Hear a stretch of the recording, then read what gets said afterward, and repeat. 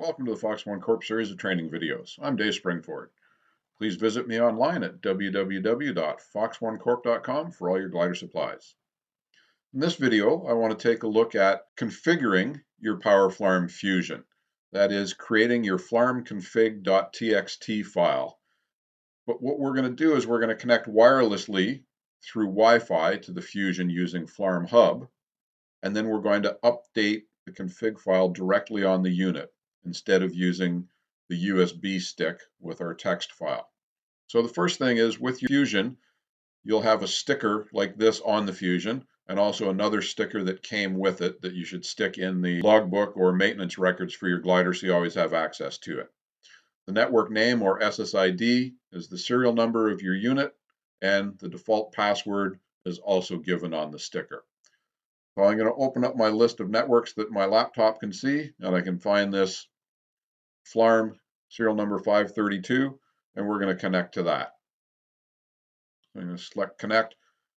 I've already put the password in today, so it will probably have remembered that and I won't have to type it in again. It's important to remember that when you are connected to your Fusion, you do not have internet access. Your Wi-Fi is being connected directly to the Fusion's app. If you're using a mobile phone, you can have your data turned on, and that will give you access to the internet, and your Wi-Fi will connect to the Fusion, so you can have both connections possible. The same as if you're using a laptop and you have a wired LAN connection into your laptop. You can use Wi-Fi to connect to the Fusion, and you can have your Ethernet cable connected to the laptop to get internet access. So we've connected. We can see it says there's no internet. There should not be, and we have a secure connection. So with that done, what we're going to do is we're going to go to any browser, and we're going to type in 10.10.10.10, and that's going to take us to the Flarm Hub. For configuration, we're going to go into Flarm, and this is where we can do our Flarm configuration. Probably what we want to do is we want to open up this Show Advanced Configuration Items.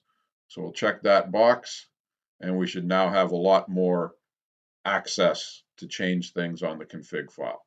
So first things general, select the aircraft type. It's a glider. Is it a tow plane? Whether or not you have a transponder installed, you want to select that, and your radio address type.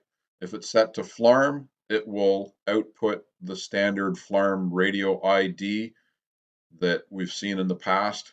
You can output your ICAO ID. That's that 6-digit hex code that you'll get from the FAA or Transport Canada website, or you could have a random code selected so it changes daily. Within data port, we can send data out through either the RJ45 or the D-sub-9 port. We can select both of them or none of them, and the options that we have, we can send no data, we can send both navigation and Flarm, so that's GPS and Flarm data.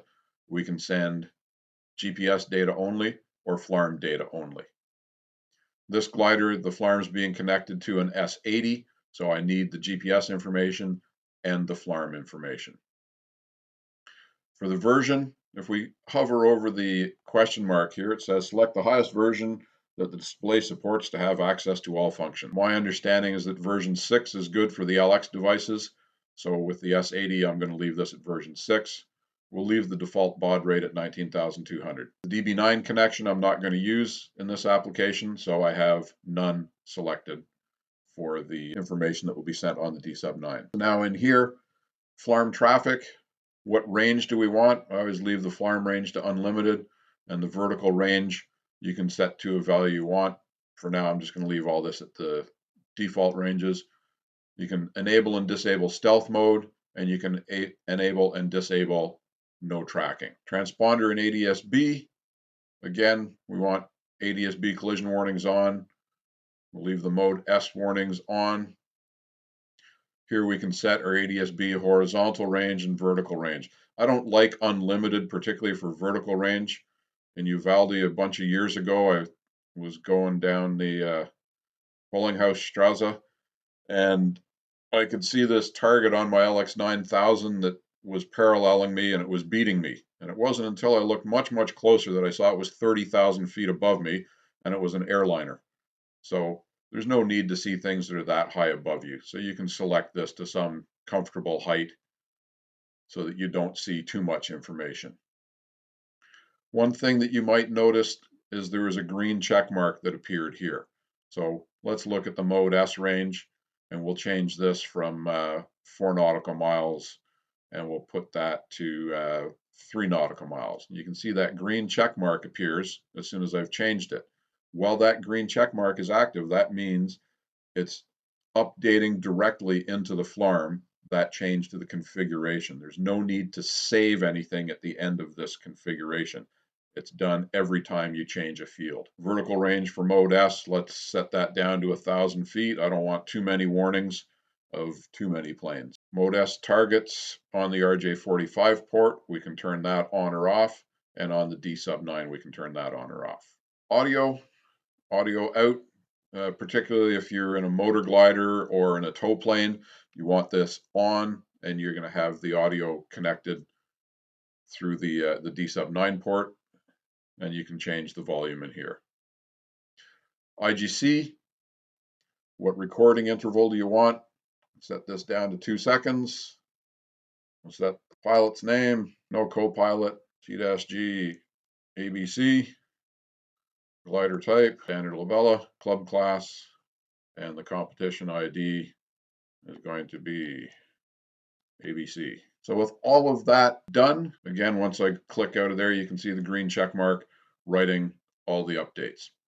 So all of those changes, everything that we see on this page has been successfully written into the Flarm, and that Flarm config has been accomplished. If you want to do it the old way and use the Flarm configuration tool on the website and create your own flarmconfig.txt file, you can do that. Once you've saved that, you can drag and drop it into this box here and then click upload, and it will use your old file. Or you can still use the USB method if you want. You can save it to a USB stick, insert the USB into the Fusion, power on, wait 2, 3, 4, 5 minutes, power off, and remove the USB stick. So that option is still available. But I think this Wi-Fi connection is a great way to do it. Everything happens live, and you can see exactly what you've loaded into your Fusion. Hopefully you learned something new about configuring your Flarm Fusion today. If you have any questions, drop them in the comments section below or send me an email. Please visit me online at www.fox1corp.com.